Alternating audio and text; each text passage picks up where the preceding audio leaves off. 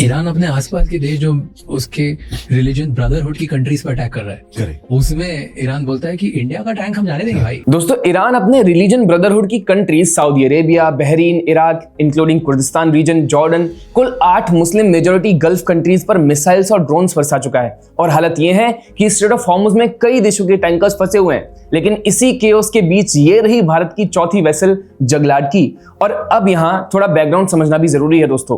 जैसे ही गल्फ में टेंशंस बढ़े, भारत ने सीधे डिप्लोमेटिक चैनल्स एक्टिवेट किए। तेहरान और गल्फ कंट्रीज दोनों से लगातार फोन कॉल्स और हाई लेवल कॉन्टैक्ट्स हुए।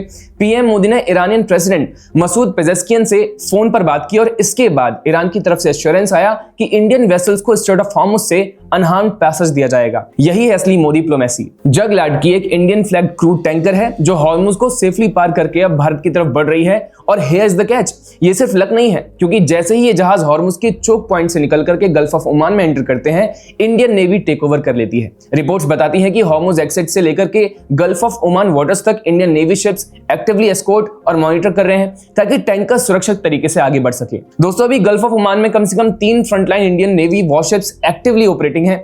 AIS tracking, maritime monitoring data, social media footage और न्यूज रिपोर्ट्स सब कंफर्म करते हैं कि इंडियन नेवी इस पूरे कॉरिडोर पर नजर रख रही है। डेस्ट्रॉयर्स एस्कॉर्ट करते हैं, MS-60R सीहॉक हेलीकॉप्टर्स ऊपर से सर्विलांस करते हैं, warships real time intelligence share करते हैं और ये सब इंटेंसिफाइड ऑपरेशन संकल्प का हिस्सा है।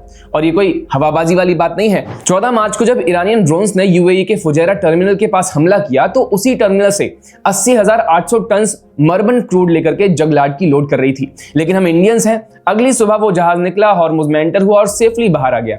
उससे पहले 2 LPG कैरियर्स शिवालिक और नंदा देवी लगभग 92,700 टन LPG लेकर यही रूट सेफली पार कर चुके हैं। INS चेन्नई, INS सुनैना और इसके अलावा एक dedicated Indian warship Oman coast के पास परमानेंटली स्टेशनड है, जिसका सिर्फ एक ही काम है, इंडिया बाउंड टैंकर्स की 24/7 मॉनिटरिंग। लेकिन अब सवाल यह है कि why and how this is happening. Simple, क्योंकि भारत ने किसी से दुश्मनी नहीं ली। हमने ईरान से पुल नहीं जलाए, हम गल्फ अरब के साथ में भी खड़े हुए हैं और US इजराइल कैंप से भी हेल्दी रिलेशंस मेंटेन किए हैं। ऐसे में जब ये कार वाले विजुअल्स हमारे सामने आते हैं और इकोसिस्टम इसे PR बोलता है तो पीपल मस्ट इग्नोर देम। आज इसी पॉलिसी का फायदा दिख रहा है। ईरान भी इंडियन वेसल्स को टारगेट नहीं कर रहा, गल्फ पोर्ट भी हमें लोड करने दे रहे हैं और हॉटस्पॉट में इंडियन नेवी ओपनली पेट्रोल कर रही है। इकोसिस्टम जिसे फेंस सिटिंग कहता है, वही आज भारत को स्ट्रॉन्ग पोजीशन दे रहा है।